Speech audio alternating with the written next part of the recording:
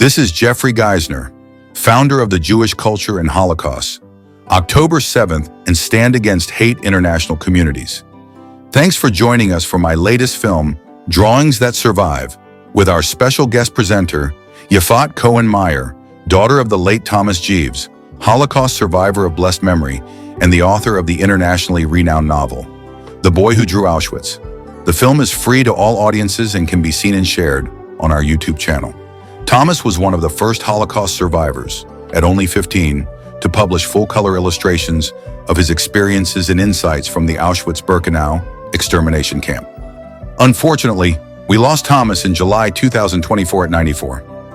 Yifat continues to fulfill Thomas's ambition of providing education about the Holocaust and standing against hate. In the film, Yifat shares Thomas's most famous drawings and his recordings of the meaning behind these uniquely detailed and colorful illustrations. Along with Thomas's drawings, you'll visually tour a collection of emotive Holocaust paintings, drawings, sculpture, and illustrations from select Holocaust period artists, along with contemporary artists. Some members of our international community, a word of caution and a trigger warning. The subject matter in this film is for mature audiences of ages 13 and older. The photos, video, recordings, music, pictures, and content of this film may be disturbing to some who suffer from intergenerational survivor trauma or PTSD disorders. Please help us spread the word by subscribing to the Jewish Culture and Holocaust 10/7 YouTube channel so you will be automatically notified of the new on-demand films released weekly. Each film is created and produced by Jeffery Giesener, founder. Please share this free on-demand film widely with your family and friends of all religions. We all must do our part to push back against Holocaust denial and stand against hate. Enjoy today's on-demand film, Drawings That Survive.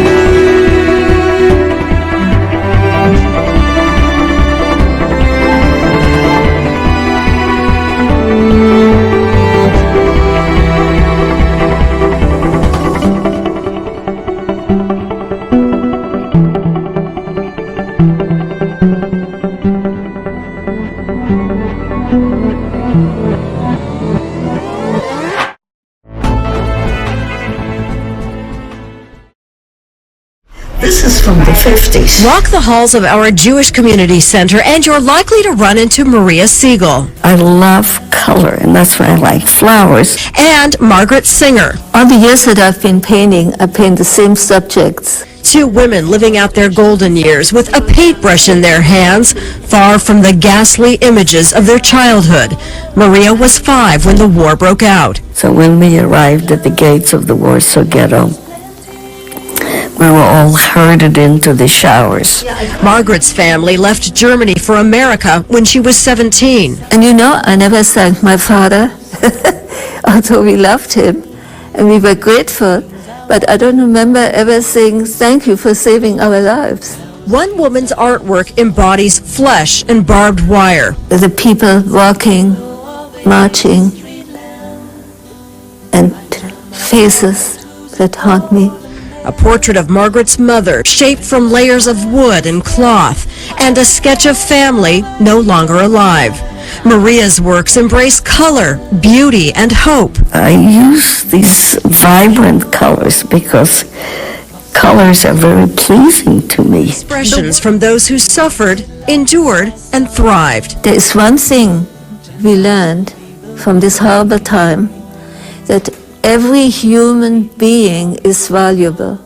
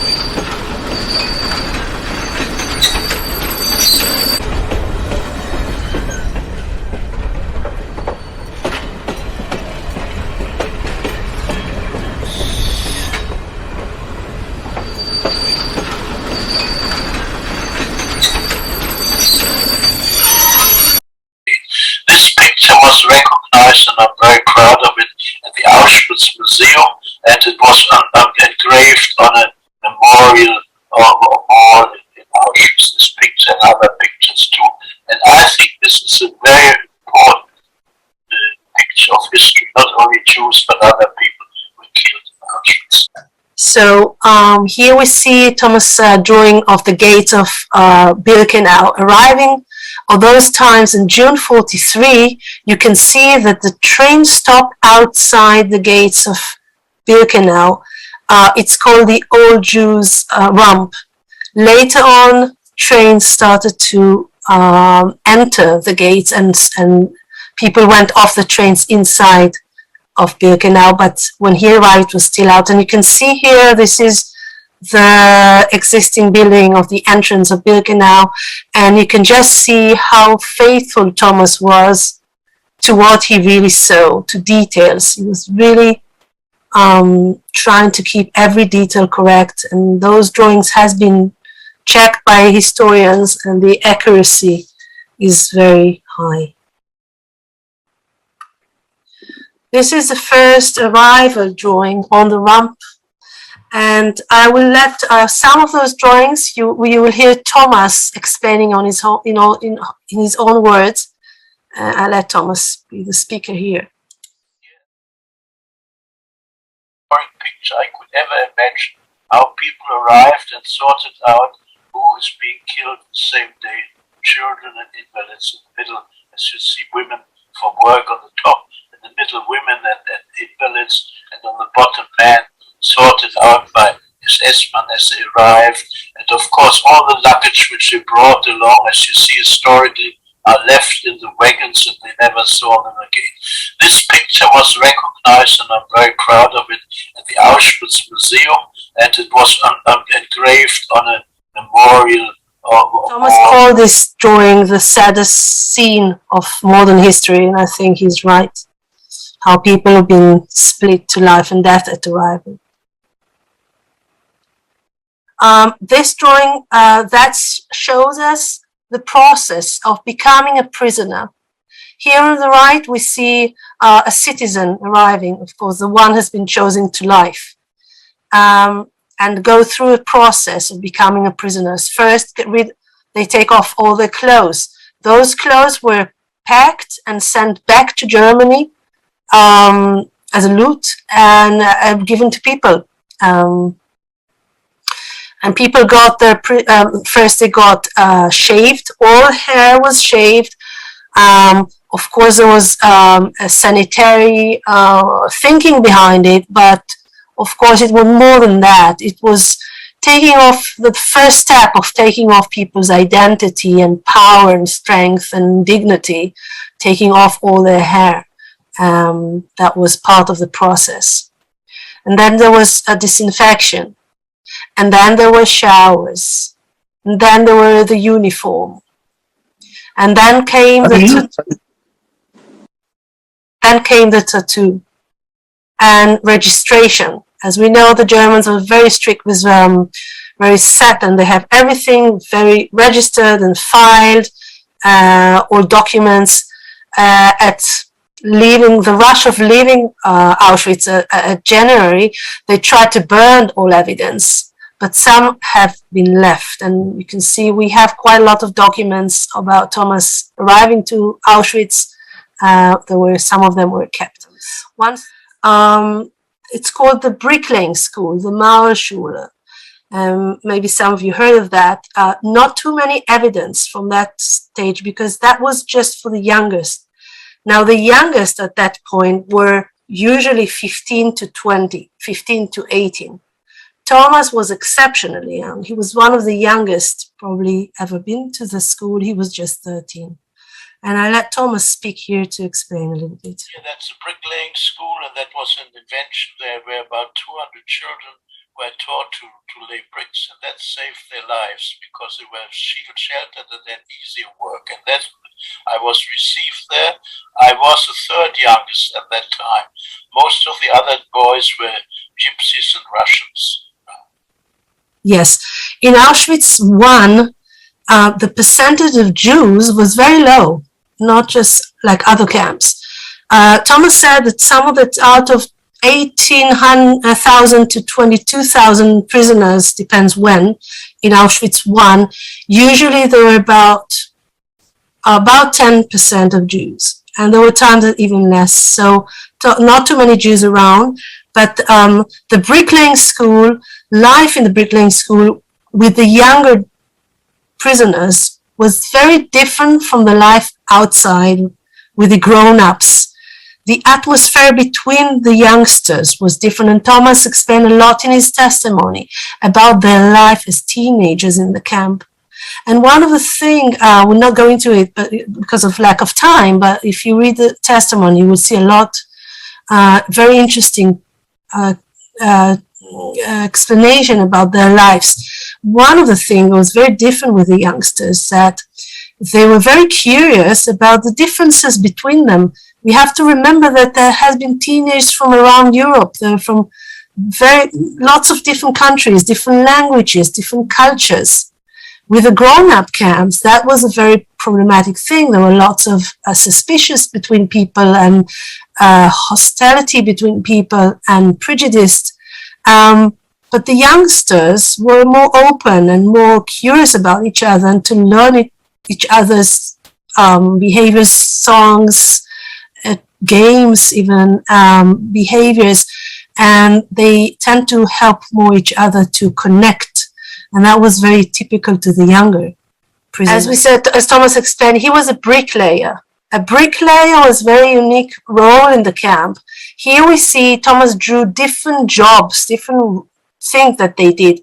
He was usually using a shovel and laying bricks. Forward here. Here we see a daily routine, and waking up at 5 o'clock, 6 o'clock, going out to work, a working day of 11 hours, labor work. This is a very special drawing of Thomas. I'll let him explain here. And this is very warm to my heart because it shows all my comrades, fellow prisoners lined up at night. Why? If somebody was missing, we had to stand for hours till they found out he may have fallen asleep, he may have died somewhere, or we don't know. So we had to stand there. And of course people say, you see the block elder in blue, yes. And then you see the SS man, and people say, yes, I drew them big because I was afraid of the SS. I wasn't afraid. Some SS men were smaller. I was taller than some of the SS men anyhow. So I wanted to show his equipment, his boots, his revolver, his stick, his cap, and all this I wanted to show how it was. The camp guards, SS guards. People were sometimes 10 people sleeping in the same bank, very tight. In Auschwitz, they had blankets and they were full of those vermins. And when they got under your skin, they start to make infections and diseases. That was very, very dangerous. Many people died just because of those infections. Thomas, being a veteran with time, he knew how to kind of take those off and catch them very early and save himself. But even that was a quality you had to know in a camp. Here we see a very interesting comparison. Thomas loved those measurements and lists. He is a very technical guy up to this day. But here we see an amazing historical evidence. Thomas is comparing a list of the daily amount of food they got in Auschwitz and in Birkenau. He compared those two. And you actually see that the so little food they got in Auschwitz in 43, 44, arriving to Buchenwald in 45, toward the end of the war, the amount was even less, almost half of what they got. So there were hardly any food in those last few months. In Buchenwald was not expecting that much of prisoners that arrived, escaping towards the west. So here we see a daily amount of food, which is 350 grams of bread, 1 liter of very, very watery soup, a little bit of margarine, sometimes a spoon of jam, a bit of sausage. That was they were living. And as Thomas said, people were not expected to live over 3 to 6 months, and they were 2 weeks sent to their death and exchanged by other new prisoners that kept on coming all the way through. Very dangerous times. So let Thomas explain here. And this is the most dangerous situation. Twice a year they had a selection to, and that didn't matter there whether we are Jewish, Gypsy, Russian, or Christian German, or Polish Christian. Didn't matter what origin you were, you had to run naked. And now it's very interesting historical.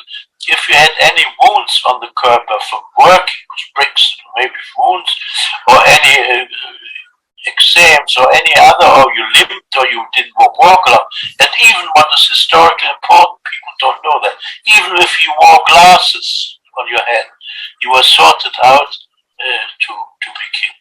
And here, as you see, these people don't walk home, they run home because they're afraid the SS man may open the door and says, "You little guy, come back again, how old are you?" They could do that. Yes, that's a very dangerous situation. I went through about 3 of these situations. Yeah, there was one very touching story from Thomas. He tells there were the newcomers, they had no idea what it's about, so they all, the older one, the veterans, the people who were veterans by that point, they helped the newcomers to understand, don't limp and take off this and that, and try to help them take off your glasses and things like that, that they might help them to survive this procedure of selection. This is a very powerful drawing. Thomas drew the main dangers and horrors of the camp. So here we see the bunker that we know it was very known punishment. When Thomas drew, he knew only of that kind of bunker, but there were others that people was so small that people had to stand up, and they usually did not come out of those places.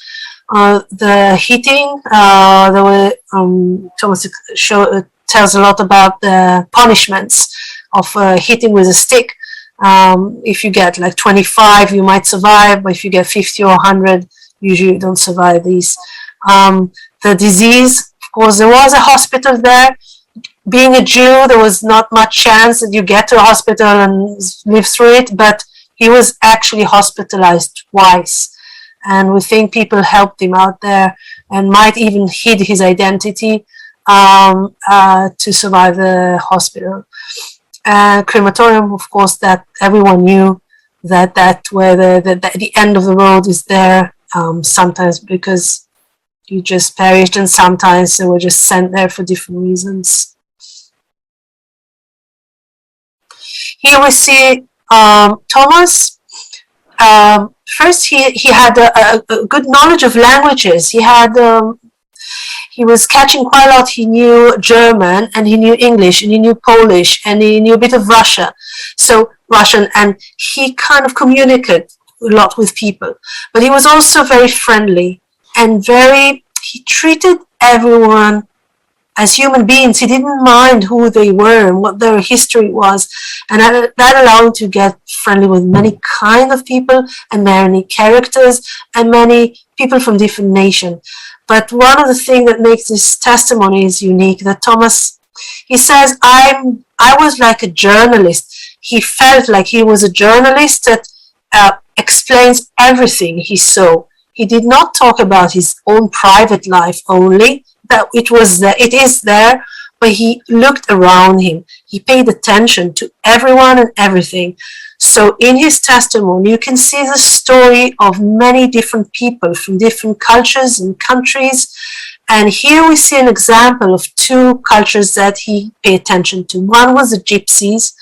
Thomas was very fond with the Gypsies. He already knew Gypsies from Berlin, and they were very close clans, but they funded him as well. So they shared a lot with him. There are lots of conversation in his book, talking to different people, and the Gypsies share their secrets and unique lives as well, and thoughts. And here we see the families of Gypsies arriving. They were first in Birkenau, and they were arriving to Auschwitz I, and Thomas drew that day when they arrived.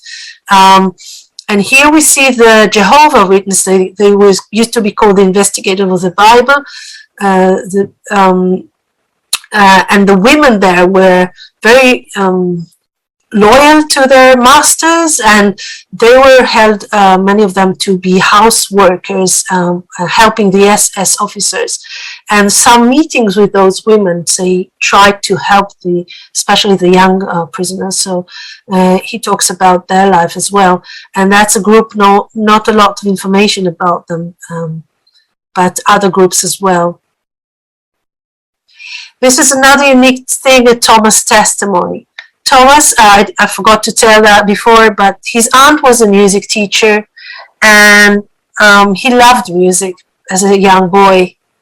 And in the camp, apparently, the role of music was very, very strong. Thomas talks a lot about that. There are lots of testimony about songs they used to sing, the song that they did not like to sing. They were forced to sing some of them they chose. There was an orchestra in Auschwitz, a very known thing. They used to play for the people who went out to work in the morning. Thomas did not see them, did not remember all this drawing was made later on at his recovery in Switzerland, because he wanted to open an encyclopedia and look for the different instruments so he can draw them well. That's how he was, what he really wanted to be accurate, so that he looked for those instruments. But he heard the music later on in Birkenau. In the Buchenwald, there was a choir of prisoners and other things. So the role of music was very powerful. Here we see one song Thomas talked about, the Mule Soldaten, the Mule Soldiers, very known song, a very powerful song that they loved to sing because it kept their spirits up. And in the testimony, there's a lot about the role of music. One of the things Thomas says, that when they heard the music, they all felt equal. Music did not have boundaries. Music did not have limitations. And on Sundays, the orchestra was playing to the families of the SS on the other side of the fence.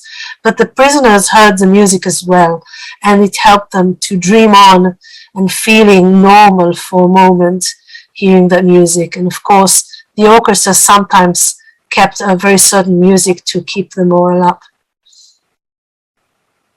Here we see how, to remind us, Thomas went through very mature life in the camp, but he was still a boy.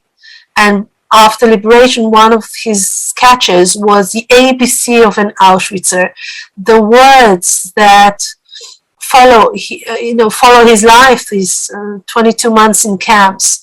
Words like appel, block, capo, number, offense, and so and so.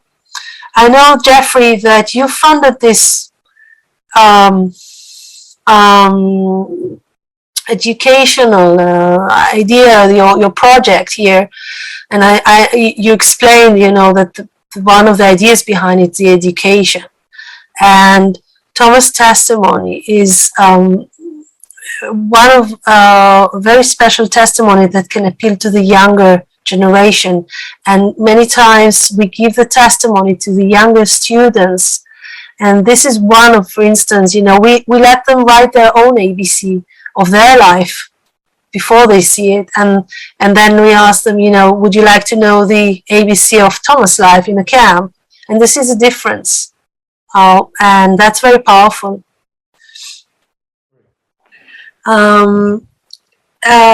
This is a famous scene of the evacuation of Auschwitz. You see down here the date. It says the 10th of January, but Thomas nowadays is not sure he was right with the date. It might be 18th of January. They lost track of time.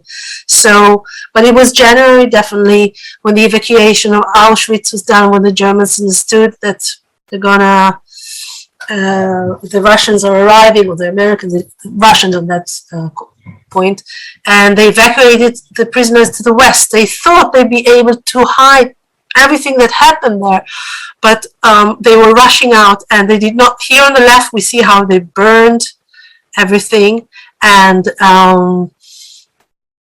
they tried to destroy all evidence. But as Thomas says, you can't hide the truth, and they did not manage to hide the truth. And the documents that were left, People were left, the weak and the people, the sick people were left behind to bear witness afterwards. And also, very interestingly, as I said before, some documents from Auschwitz were found later on in Buchenwald. And that is very interesting because they were not supposed to survive. And apparently, probably, some SS officers took some of those documents illegally and carried those documents with them. We don't know why, but we can assume they either wanted to keep the documentary or maybe to bear witness themselves. They left Buchenwald on a rush and escaped, but the prisoners found those documents. And this is also very more memorable. It's not the exodus of the Jews. Of course, the percentage of Jews in the camp, which I was, camp number 1 in Auschwitz, were less than 10%, sometimes even 2%, most other people. Now you're the exodus out of Auschwitz and you see everybody is carrying something. And then people ask me in schools, I've been for 20 years, I've been moving about the schools all over Europe. Who is me? I didn't think about this me. And of course it's the little one on the bottom who's got no luggage and no blankets tied to him. That is me, or supposed to be. And then very historically important also for me, on the bottom you see a real fire and it looks real, and a block elder supervising it, and then even an S-man stands by to see that all the documents of Auschwitz are being burned. Well, I have drawn everything, my things are alive and kicking everywhere, so that there was no burning the documents. But here we get provisions for the long exodus all the way to Buchenwald. Here, Thomas draws the Death March. They've been unbelievably marching for, we don't know exactly how long, but probably a couple of days, maybe a bit more, 60 kilometers walk in the snow, mainly at night. Later on, they were on a train, put on train by open wagon train. Many people froze. But on the march, you will see, I'll let Thomas speak for a moment, and then I want to show you something. Here, that's very impressive too. You see at night, you see people in open railway carriages. And one of my bad jokes when I go to class, it's only a boy who could have drawn the engine, the locomotive, as accurately as I have drawn it. Detailed locomotive out at night. And here, of course, the snow, I couldn't draw snow, so these yellow flakes of snow, and out at night we are marching out all the way for 2 days, and then go on by rail to Gross-Rosen and then to Buchenwald. Yes, you see somebody's picking somebody up in his back. That maybe, as an engineer, I must explain, that maybe a brother or something, or the father, as people were very thin, some didn't weigh more than 25 kilos. Well, if he could at work carry sacks of cement which weighed 50 kilos, we could carry a comrade on the long march on our backs, and we did this sometimes. Yeah, this is one of the amazing scenes that people hardly bury themselves and they carry others. Sometimes they were relatives, but sometimes they were just friends. And even Thomas himself, being as young as he was, there were people keep on leaning on his shoulders on the march. And here, that's very. Okay, they were arriving to Gross-Rosen, a very dangerous camp. Luckily for a short time, because very hard to survive there, and been evacuated again, this time to Buchenwald. Buchenwald was a different camp. It was a camp inside Germany, mainly political prisoners. And here there was a very active underground of prisoners. And Thomas felt from the arrival that they take care of each other, and he felt more safe there. But still it was very rough, and because of also the food was very lack of food. Here's one, the camp police was a very unique thing to Buchenwald. The prisoners' police was something special which only was in the concentration camp of Buchenwald. They were called Lagerschutz, aller Lagerschutz, that means something protecting the camp. And that was a very special institution because it had reasons. Buchenwald was a very big camp, large camp, and at night they wanted to protect the prisoners from each other and protect the different storerooms from being robbed and stolen. So at night they had large patrols of this police, camp police, and that was very unique. And they helped them underground for information, and in the uprising they were also very active, and that was a very special force, unique for Buchenwald. One of the amazing stories about this underground that just a bit before liberation, the days before liberation, they started to evacuate people again to the death and more death march, mainly the Jews. And the underground, first of all, they moved the boys, the teenagers, into a special block, Block 66. Thomas was moved there as well later on.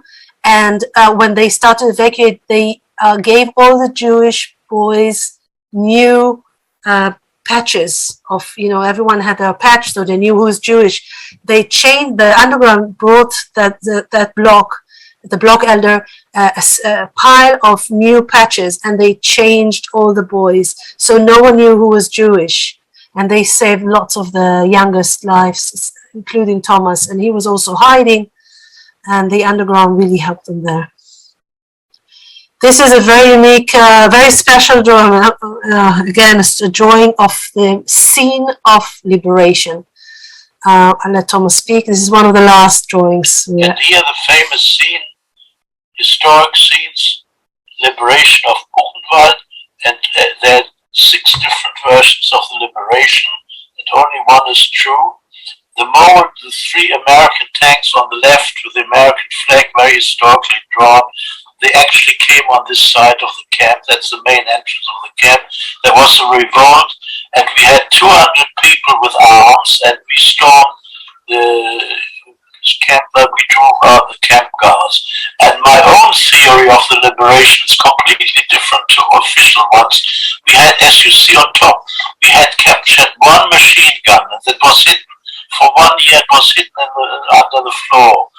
And when we started shooting with a machine gun, I reckon that the guards thought the Americans are shooting inside. They never figured out that the prisoners have a machine gun. So they thought the Americans have arrived inside the camp, and most of them fled. That was the real story of the liberation. As you see, these men here, an SS man with his arms up, and another arm also arms up. He tried to hide himself by putting blue prisoners through. They said, take off your jacket, and they had SS uniform. And some of it only had whips. They didn't have all rifles. And as you see, very accurately, the rifle, I'm very proud of. You see, the rifle is aimed exactly onto the man, and he's shaking the rifle. It's a very historic picture. There are different versions of the liberation of Buchenwald, and many years it mistakenly was said that it was liberated by the Americans. But actually the Americans went through Buchenwald, but they were not exactly understanding what's going on there. And the moment of liberation was actually self-liberated by the underground. There is a very interesting guy named Georges Buchemins. He wrote a whole book last year. It's been in French, but it's going to be in English soon, just about the day of liberation. Amazing things happened on that day from the outside forces, different allied forces, and from the inside forces, inside underground. Amazing human story what happened there. So you can read more in the testimony. Indeed. That is after a day after, a few hours after, depends where in the camps, but the American arrived a bit later. And here Thomas is drawing how they actually entered the camp and saw all the horrors of that camp. And they brought cameras. They understood that they have to document everything.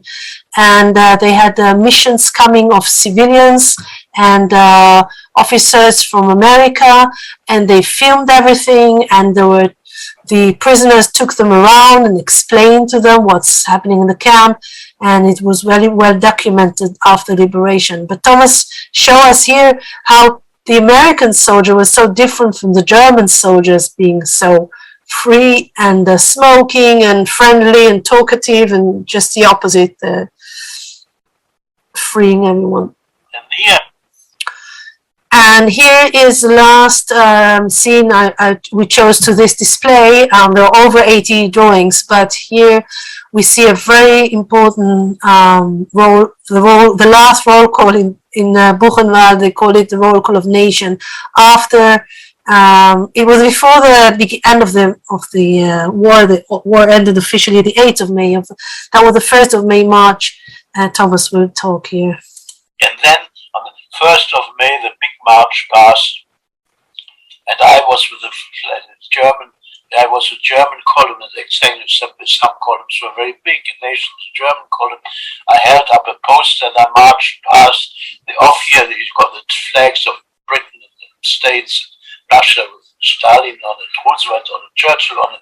We marched past, and then the camera was turned on me, and that was something very, very moving. These photos got lost, the camera, all these films got lost, but I was marching there very proud, first of all.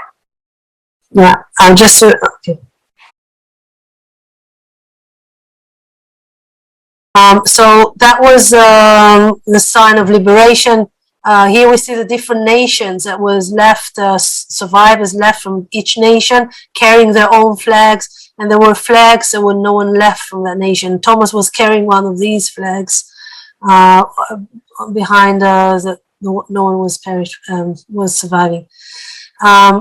So Thomas, Buchenwald is liberated on 11th of April, as we saw before, but then it takes time until they figure out what to do with all the survivors. First of all, many of them were in very bad shape. Many died after liberation. They could not, some of them did not have anywhere to go. They lost their families, their nationalities and everything. So it took time. Thomas talked in his testimony about that time. Here we see from block 66, the teenagers block. Here we see some of the teenagers that survived after liberation. Thomas is not here, but he was one of these boys, teenagers, in very bad shape. He could hardly walk at that stage, very weak. He was moved after liberation. They split the people into blocks through their nationalities and languages. So Thomas, after liberation, was sent to block 29, where the German speakers were. And there, many of the underground members were there. And one of them was a man called Eugen Kogen. And he is, maybe I'm not expressing his name right, but he was a known historian. And the Americans knew of him, and they asked him and his other members of the underground after liberation to collect all the information from the headquarters and the dorms of the SS officers who flew away, who escaped, and they left behind all the documents. So they were to collect all those documents, mainly in German, of course, and they were supposed to put them all in order and help the Americans to set up all that information. Now, all those guys were in Thomas' block. So during the day, they were collecting information. There was one single table on the block, and they piled all those papers on the table. And Thomas was in the block. He couldn't move around, and he sat on the same table. And they got those postcards, as I said, the tiny little postcards. They were SS forms. On one side, they had a acrostica and everything. On the other side, they were blank. So Thomas took those postcards. First, he had just bits of tips of pencils. Later on, he got some colored pencils, and later also watercolor. So he started to sit down and draw. Now, he drew his experiences. He drew scenes from life, as you saw today, lists and maps.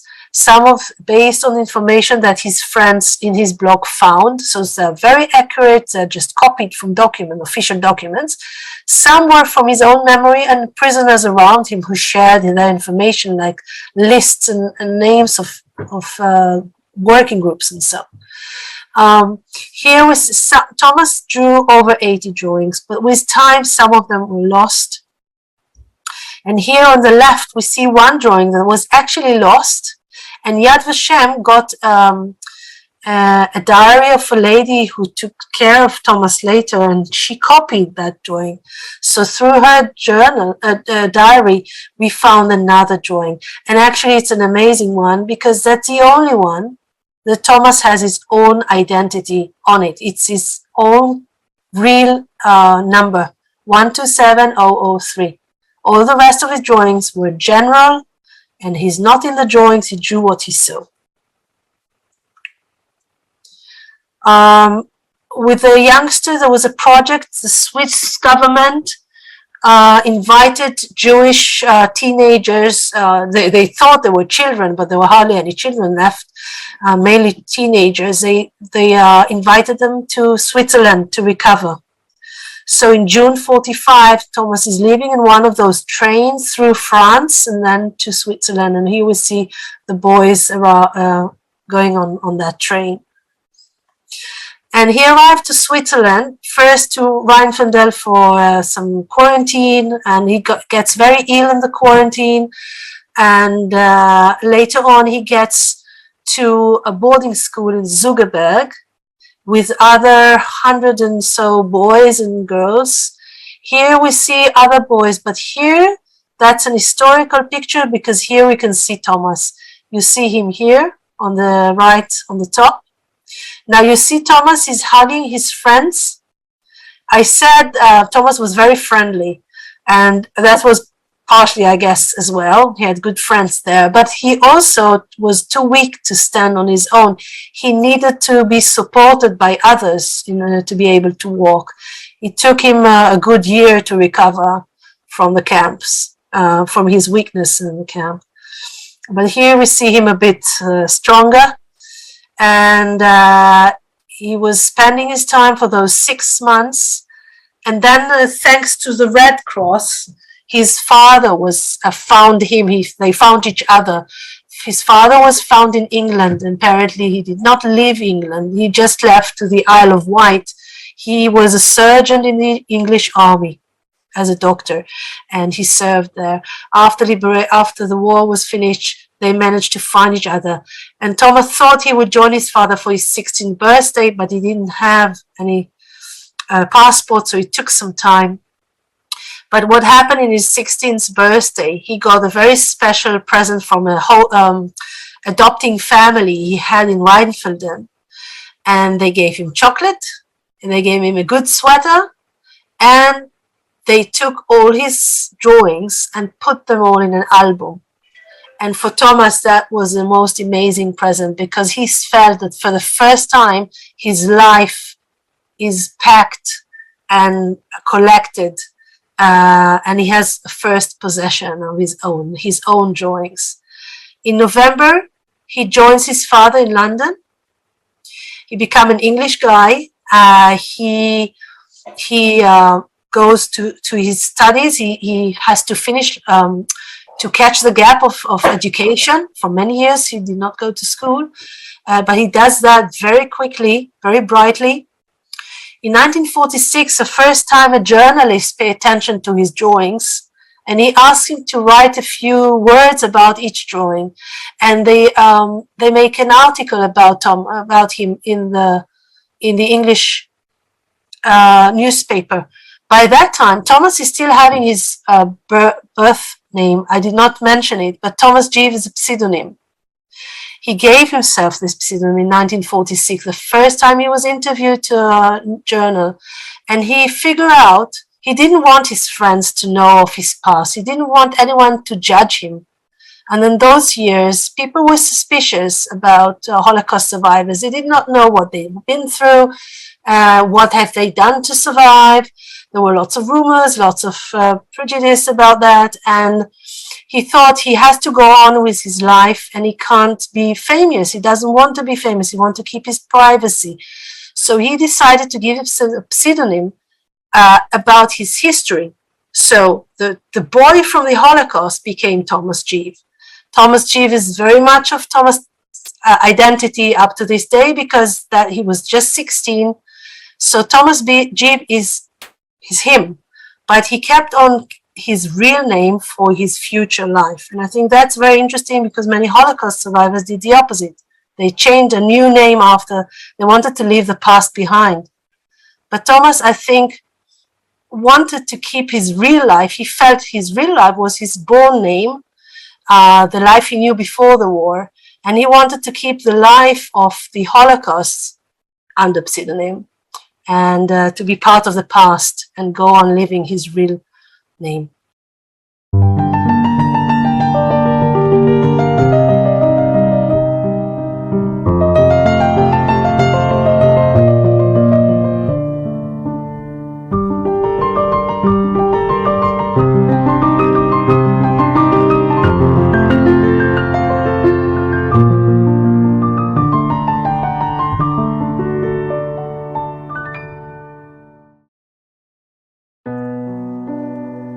This stuff, and his aunt, and I found lots of photographs, old photographs, and lots of different kinds of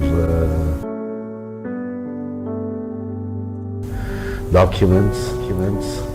I took some of those photographs, about 8 or 10 photographs, and I took all those letters, and I reproduced those letters on paper, and I tore this paper into little bits, and what I created was something like a big impression of this memory of this history. For me, when I came here last summer, its color is changing from the light to the really utter dark, and for me it was so very touching to also see the handwriting of your grandmother and her sister, and to see this all transformed, and also to have your own personal work in it as you had transformed those memories. What is a memory? A memory is the attitude you have or create in yourself to something that happened in the past. It's not the past, it's not the chronological past, but it's the overall picture you get of a past of many things that happened, and create one picture which is actually your attitude towards this past. I also totally agree with you that memory is not linear or chronological, it is image driven, and I think that is what you capture here with this triptych the best.